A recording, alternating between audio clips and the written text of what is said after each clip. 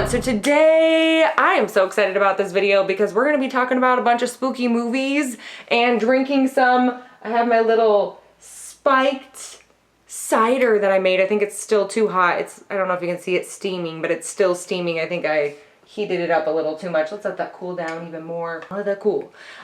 Which is fine because I don't even know how I'm doing this intro or how I'm talking about this. But basically today I'm telling you my favorite spooky movies on Shudder is what I'm doing. So I've had a couple of requests come through, especially since I've been working with Shudder. If you've been watching my channel for a little while, then you know that Shudder sponsors some of my content here on YouTube. And this video is not actually sponsored by Shudder, but I've been getting some comments like, hey, what do you recommend I watch on Shudder? What are some of your favorites on Shudder?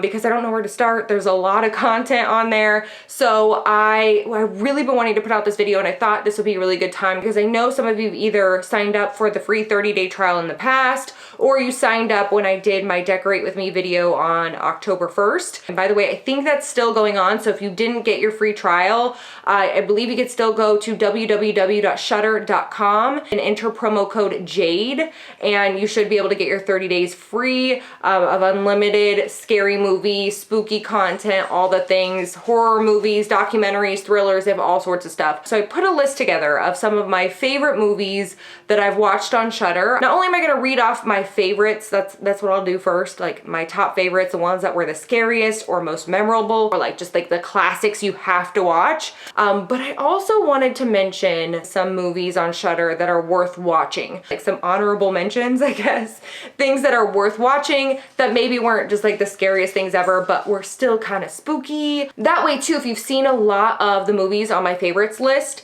then maybe you haven't seen as much on my worth watching list, or maybe the other way around. Yeah, I just figured it would add a little bit of extra to your list. Anyways, before I babble on any longer, let's get into it. All right, so starting off with what just happened? I thought I just deleted my entire list. No, I just started a new note. Okay, so starting off with my favorites on Shudder. And I'm not really doing this in any sort of order, but I guess this one is definitely worth mentioning first. This one is on literally every single list I've ever seen, ever, on any like scariest movies on Shudder list. And I couldn't agree more. This is the scariest movie I've seen on Shudder. It is called The Taking of Deborah Logan. This one is not one of those movies that I would ever naturally choose. I'm not normally into a lot of, and I'm saying this because you may not be into this kind of movie, so when you first turn it on, you're gonna be like, yeah, I don't wanna watch this. But I feel like this is an exception to this type of movie. So I'm not normally into the kind of documentary style movie, like someone following themselves around or a cameraman following people around, and it's supposed to be like reality kind of, you know, documentary style is what it is, type of movie. This one is the exception. This movie, the overall feel of this movie from the get-go is just this, it's just this ominous, unsettling feeling. Unsettling is the best word to describe it. And it starts early on because, okay, it's not like one of those documentary films, you know, where it's like takes forever to get started and there's this whole entire backstory you have to get through, and then it just never really gets there and it's just like, okay, like whatever. This is just from the get-go really unsettling, and it just gets worse and worse and worse until the end. And there's just this whole part that is, I'm not gonna say it because it's a whole spoiler, but when you see it, you're gonna know. It's just the weirdest thing I've ever seen in my entire life on a scary movie, maybe. So there's a reason why The Taking of Deborah Logan is on every single list, because it really is so disturbing. But it really does feel like that. It's just this, oof, it's really good. You gotta watch it if you haven't yet. Okay. All right, next up on my list is a Shudder exclusive. This one is called Revenge, and this one is probably one of the first movies my husband and I watched on Shudder. So Revenge, it's kind of self-explanatory because it's called Revenge. It's one of those revenge type of movies, which once again, I'm not even really drawn to a lot. But this one was really, really good because it was just all around really entertaining the entire way through. Like I was hooked the whole way, but it had really good gore in my opinion. It wasn't like cheesy gore or like over the top, like too much gore, like this is unnecessary, but also that kind of gore can be fun sometimes. It was like a really good amount of gore that just gets you, like it makes you cringe. You're like, oh, like you're feeling it as it's happening kind of thing. Which I really liked, and I just overall liked the storyline and liked the revenge aspect of this particular movie. So I'm a big fan of revenge. I thought it was really good. Next up, I have Stillborn. Stillborn is basically about, just to make a long story short, is about this woman who thinks that, I'm not gonna go into too many details because I don't know where it starts getting into spoilers, but she thinks that somebody is after her baby, is trying to take her baby, basically. And it is just one of those movies that's really creepy. There's like that creepy hag situation happening in this movie, but it's also one of those movies, and I really, really like these types of movies, where you don't know what's real, or if it's in her head, or if she's struggling with things that have happened, some trauma, and you kind of psych yourself out a little bit. I love those types of movies that really like to play with your head in that way.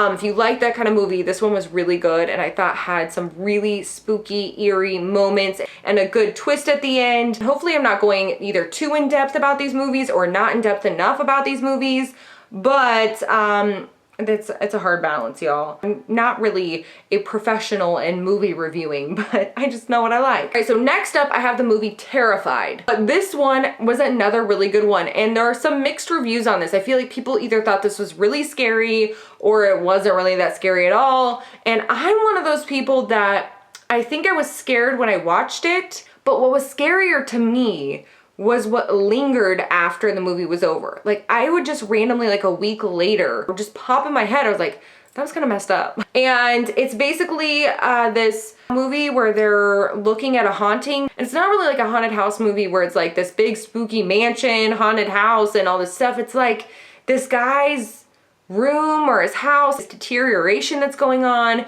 and they're filming him while he's sleeping and trying to see what's going on in the house and the neighbors and the neighborhood. Like the whole thing gets tied into it. And I'm not gonna give away anything more than that. It's been a minute, honestly, since I've seen this movie, but it was very, once again, one of those kind of unsettling movies, and one that definitely gave me the creeps for sure. And gave me the creeps for weeks after, if not months after watching it. All right, next up on my list, I have A Tale of Two Sisters, which I believe is a Korean movie. Is it Korean? Yeah.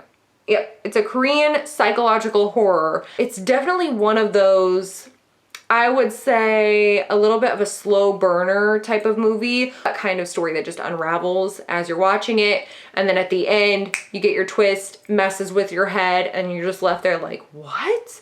What actually happened? And there's still maybe some things that didn't get wrapped up, or things that are left lingering that kind of sit with you. So I love a good slow burner kind of psychological horror movie, and this one was really good. Next up on my favorites list, I have Mandy. And the reason Mandy is on here, there was just something about this movie. I had not seen anything like it before. It had some elements kind of that felt a little bit Clockwork Orange-ish. But then at the same time, not at all. There were some psychedelic aspects, but then some metal aspects, gore, and I thought overall just the whole experience was really good and really unique. So if you're looking for something you've just never seen before, maybe you just like Nicolas Cage and you want to see some gore and some just some weird stuff happening, this is definitely one of those movies. The storyline itself, like, I don't even know, you don't even have to care about that, because the visuals in this movie, the overall feel, the score in this movie, everything is just so weird and interesting and unique, and it's awesome. I really thoroughly enjoyed this, even though I wasn't terrified of this movie. Also on my longest list ever,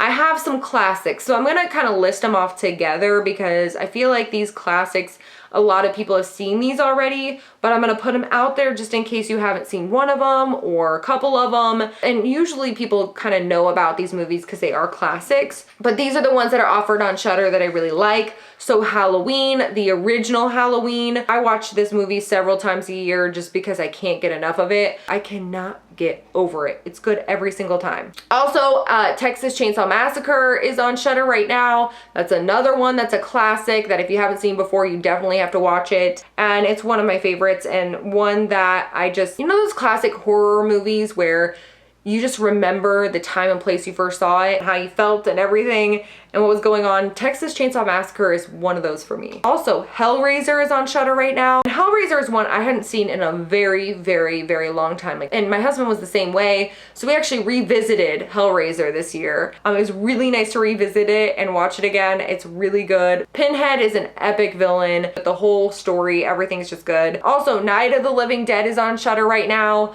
That's another one that's a classic that you just gotta see. So those are my classic picks on Shudder. Also on my list of favorites on Shudder, I have Summer of '84. My husband and I really enjoyed Summer of '84, but we also really have a special place in our heart for 80s movies. So we like anything from like Lost Boys to It to any sort of movie that has the kids who are trying to hunt down, like maybe they think their neighbor is a vampire, or in this instance they think their neighbor is a serial killer and they're trying to track him down and get him and catch him and prove it and all that kind of stuff. So it's that kind of 80s feel. But yeah, my husband and I thoroughly enjoyed Summer of '84. All right, also my list of favorites on Shudder, I have Z.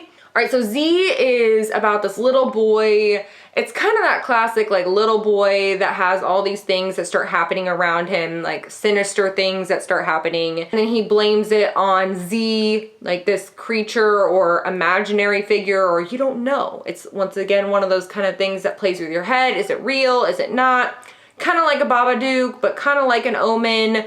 This one definitely had more jump scares than Babadook, where that one was way more psychological, like really like a slow burner a little bit. This one is maybe a little bit more predictable, but I still really enjoyed it and thought there were some really good jump scares and some really good kind of spooky things that happen or scary, or even like some things that happen that were not so good. Not necessarily gory, but just things that you were like, oh god, that wasn't good. Or so next on my list is House of a Thousand Corpses, which is a Rob Zombie film. And some people are either into Rob Zombie films or not into Rob Zombie. So House of a Thousand Corpses, I think, is my favorite Rob Zombie film as far as like scare factor. I don't know, the whole movie takes you on this really strange ride, and it is, there's some weirdness, there are some jump scares, there are times that are just overall terrifying or you don't really know what's happening at all. And just overall one of those movies that really creeped me out the first time I saw it. And even the ending kind of just got me and it just sits with you. But it's definitely I would say my favorite Rob Zombie film as far as the one that really scared me the most, this one. I feel like a lot of people have seen that movie, but if you haven't, definitely gotta watch it. All right, so that is it for my list of favorite movies on Shudder. So I'm adding another list to this video that I'm gonna call Spooky Movies Worth Watching list. That don't even really have to be the scariest thing you've ever seen. You just are looking for something to watch. All right, so starting off with the movie Spiral, which is another Shudder exclusive. This one I recently watched, just like the other day I watched it. There were good things and bad things about it. It was pretty slow.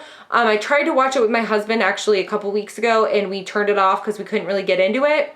But then I gave it another shot and I'm glad that I did. I definitely think it's worth a watch. And it definitely had some occult feels and some, I don't know, just eerie vibes like that. It once again wasn't terrifying, but I do think it's worth the watch and was overall entertaining and something I just enjoyed having on. All right, next up on my worth a watch list is called Daniel Isn't Real. And I've seen this on some favorites lists. So Daniel Isn't Real to me was basically a modern Drop Dead Fred. So if you ever watched Drop Dead Fred growing up, my brother and I loved that movie. We watched it on repeat. I can't even tell you how many times we watched it. So it's very, very, very similar to Drop Dead Fred, but is more in the horror realm. Where Drop Dead Fred is basically about this person who has a friend, her imaginary friend maybe, that she had when she was a kid, and she's now seeing him as an adult, and they start getting into trouble again as she's an adult, and they do all these like little things, like these pranks and things like that. And so in this movie, it's kind of taken to a whole other level. It's It's like a dark Drop Dead Fred, essentially, which I really enjoyed. My husband really enjoyed. If you wanted Drop Dead Fred to take it to another, more of an evil place, then definitely check out Daniel Isn't Real. So next movie I think is worth a watch on Shudder is called The Awakening. So this one is definitely a little bit slower. It is a slow moving kind of situation. It's definitely not terrifying or anything like that, but it has this very eerie feeling. It's about this woman who goes to this boarding school that's supposed to be haunted, and she experiences a lot of things that are very similar to other movies that I've seen before. Like some of the scares are similar, and nothing really, like the reason why it's not on my favorites list is not a whole lot materializes. Like it's not really terrifying or scary, or like the jump scares aren't just like out of control from what I can remember. But the reason I liked it and I think it's worth a watch is I think overall the movie was really beautiful yet really eerie at the same time. But it's this very eerie kind of early 1900s kind of feel in England, and it's just like foggy and spooky, and the whole thing just feels that way. So that's why I really enjoyed it, just for the feel of the movie, not necessarily. I thought the storyline was pretty good, but it was pretty slow at times. All right, next up is The Witch in the Window. This one, I wanted it to be 500 times scarier than it was, so that's why it's not on my favorites list. I feel like it had a lot of potential and it didn't end up scaring me as much. I don't know, it was still really good. I really enjoyed it. This is more of kind of just like a classic haunted house story where they go to fix up this house and things start happening kind of thing. And there are some predictable parts for sure in this movie, but I definitely think it's worth a watch, especially if you like any sort of haunted house or, you know, or something, things happening in a spooky house. Also, this is a new one that I just watched this morning, actually. It's called 32 Malasana Street. And this one, was it Spanish?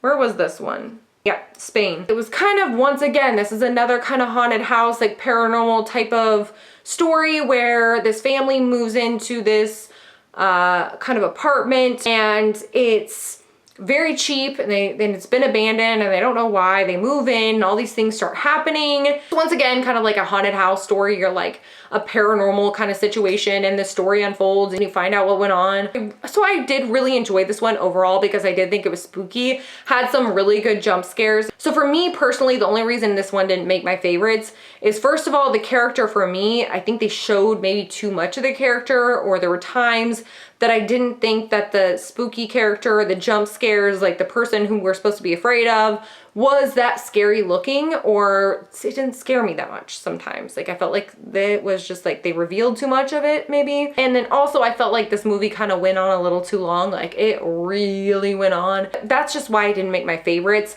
But overall I really enjoyed it, and I think it's worth a watch because I think it had some good jump scares, and it was overall kind of creepy and spooky and had kind of the vibes that you get from some of the James Wan movies. I thought it was good. Next up on my worth a watch list is The House of the Devil. And this one is kind of slow. It's not slow like the other one I was talking about that just like went on a little bit long. I just felt like they could have made, 32 Malasana Street or whatever. I just felt like they could have shortened that one and it would have been 500 times better, but I don't feel like it was slow necessarily. This one, The House on Devil Street, The House of the Devil, that's what it's called, House of the Devil, definitely was slow. It was pretty slow. But the reason I think it's worth a watch is I think it had some really good occult vibes, and I think that the story that was unraveling was kind of interesting. And honestly, I just really love any sort of movie that has any sort of like occult style feel to it or storyline to it. So I just ended up liking it because of that, but it is a little bit slower. So anyway, that is it. We just got through a bunch of movies. I hope I made any sort of sense through this whole thing. Let me know if you end up watching any of these movies, if you enjoyed them, or if you've already seen some of them, which ones you liked, which ones you didn't like, or anything that I didn't mention that you've seen on Shudder that you really liked and you feel like I need to watch. Let me know down in the comments because I'm always looking for some new things to watch. Anyways, hope you enjoyed this video. If you did, you can give this video a thumbs up. Say hey ghoul hey down in the comments because you know I love talking to you. Anyways, that is it. Thank you so much for watching, and I will see you guys next time.